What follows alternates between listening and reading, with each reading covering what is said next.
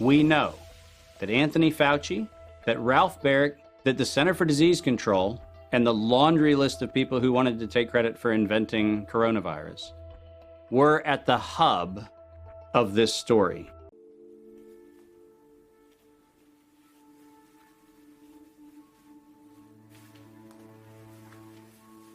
I'm the developer of Linguistic Genomics, which was the first platform on which you could determine the intent of communication rather than the literal artifact of communication. But we've also used that technology for a number of other applications in defense and intelligence and finance, and most notably in the early 2000s, my company was responsible for bringing down what was at the time one of the largest tax frauds in US history.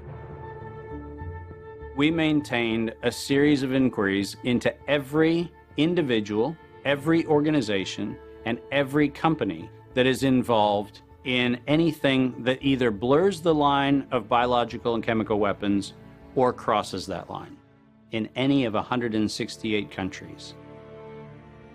In 1999, there were 1 million patents digitized by IBM. And those 1 million patents were the first time human innovation had been put into an electronic digital searchable format. We took that information and we did a very simple exercise using our linguistic genomics technology, where I made the horrific assessment that approximately 1/3 of all patents filed in the United States were functional forgeries, meaning that while they had linguistic variations, they actually covered the same subject matter. In 1999, patents on coronavirus started showing up, and thus began the rabbit trail. March 2003, panic grips Hong Kong as a deadly new virus sweeps through the city. In 2003, the Center for Disease Control saw the possibility of a gold strike, and that was the coronavirus outbreak that happened in Asia. They saw that a virus they knew could be easily manipulated was something that was very valuable, and in 2003 they sought to patent it. And they made sure that they controlled the proprietary rights to the disease, to the virus, and to its detection, and all of the measurement of it. We know that Anthony Fauci, that Ralph Baric, that the Center for Disease Control, and the laundry list of people who wanted to take credit for inventing coronavirus were at the hub of this story.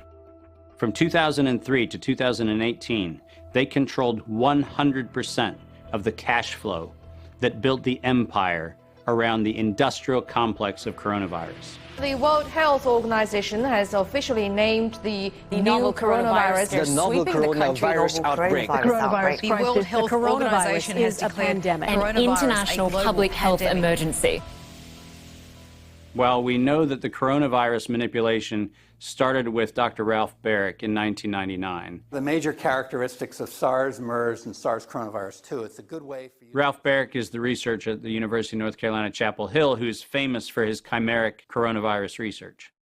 In 2002, there was a recognition that the coronavirus was seen as an exploitable mechanism for both good and ill.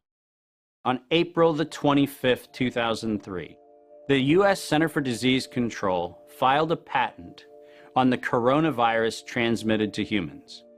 Under 35 U.S. Code Section 101, nature is prohibited from being patented. Either SARS coronavirus was manufactured, therefore making a patent on it legal, or it was natural, therefore making a patent on it illegal. If it was manufactured, it was a violation of biological and chemical weapons, treaties, and laws. If it was natural, filing a patent on it was illegal. In either outcome, both are illegal. In the spring of 2007, the CDC filed a petition with the Patent Office to keep their application confidential and private. They actually filed patents on not only the virus, but they also filed patents on its detection and a kit to measure it. Because of that CDC patent, they had the ability to control who was authorized and who was not authorized to make independent inquiries into coronavirus. You cannot look at the virus, you cannot measure it, you cannot develop a test kit for it. And by ultimately receiving the patents that constrained anyone from using it, they had the means, they had the motive, and most of all, they had the monetary gain from turning coronavirus from a pathogen to profit. Developing and owning a coronavirus vaccine has become a biotech arms race with political overtones. This vaccine gold rush is starting to bother me. Gold rush. Let's keep that in mind. And so somewhere between 2012 and 2013, something happened. The federal funding for research that was feeding into places like Harvard, Emory, University of North Carolina, Chapel Hill, that funding suddenly became impaired by something that happened at the NIH, where the NIH got this little tiny moment of clarity and said, I think something we're doing is wrong. And in 2013, the NIH said, gain-of-function research on coronavirus should be suspended. The National Institutes of Health had a moral and social and potentially legal reason to object to research. But the letters that were sent to the researchers essentially said, you are receiving notice that we're telling you to stop. And now on the bottom of the page, we're going to clarify what stop means. Keep going. But when the heat gets hot in 2014 and 15, what do? You offshore the research. You fund the Wuhan Institute of Virology to do the stuff that sounds like it's getting a little edgy with respect to its morality and legality. But do you do it straight way? No. You run the money through a series of cover organizations to make it look like you're funding a U.S. operation, which then subcontracts with the Wuhan Institute of Virology. The U.S. could say, China did it. China could say, the U.S. did it. And the cool thing is, both of them are almost telling the truth.